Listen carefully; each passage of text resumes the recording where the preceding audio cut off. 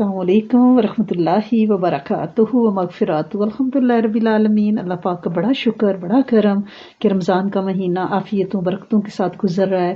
ہر کوئی اللہ کریم کی رحمت کے اس بہتی گنگا میں سے بھر بھر کے مٹکے جو ٹب رکھتا ہے ٹب بھر لیتا ہے، جیسا کسی کا برتن ہے وہ ویسے ہی انشاءاللہ لوٹ مچی ہوئی ہے، اس کی رحمتیں برکتیں برس رہی ہیں اور سب اس میں سے اتھل پتھل ہو رہے ہیں۔ اپنے تئیں ہر کوئی کوشش کر رہا ہے، روزے سے، اذکار سے، عبادات سے، خدمات سے، اعتکاف سے، اللہ کریم سب سے قبول کرے۔ لیکن ایک چیز کی طرف میں آپ کا دھیان دلوانا چاہتی ہوں کہ جب بندہ مالدار ہو جاتا ہے، اس کی جیب بھر جاتی ہے، تو پھر اسے جیب قطروں سے ہوشیار رہنا پڑتا ہے۔ اب ہمارے پاس اللہ کی محض رحمت سے اور اللہ سے ہمارا یہ گمان خاص ہے کہ اس نے ہمیں یقیناً بہت اجر سے نوازا ہے، اور اس پوری محنت مشقت مجاہدوں کو انشاءاللہ قبولہ بھی ہے، اور انشاءاللہ نسلوں کے بہاف پہ ہماری دعائیں امت کے بہاف پہ اس نے منظور و مقبول کی ہیں۔ لیکن اب اس سارے اجر اپنے ریوارڈز کو ہم کہ ایسا نہ ہو کہ شیطان کے ہاتھوں اپنی جیب کٹوا بیٹھیں۔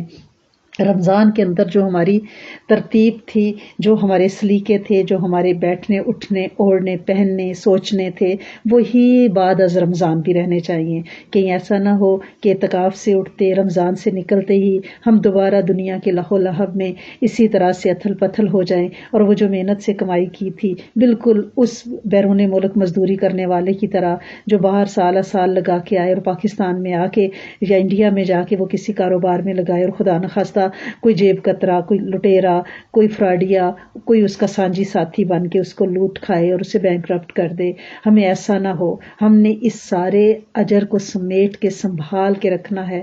اجر کرنا لینا اللہ کریم سے مشکل کام ہے، لیکن اس کی بچت اور سنبھالنا بڑا مشکل ہے۔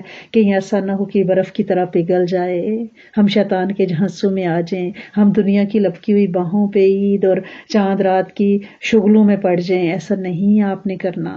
رب کے ساتھ یاری لگائی ہے تو اسے کچھ دن نبھانا ہے، کچھ مہینے کچھ سال نبھانا ہے، اور اپنی یہ نیکیوں کو ایسے ہی جیسے یہ ڈی فریز نہ ہو جائیں، ان کو سنبھال کے رکھنا ہے تاکہ قبر میں حشر میں یہ ہمارے کام آئیں انشاءاللہ۔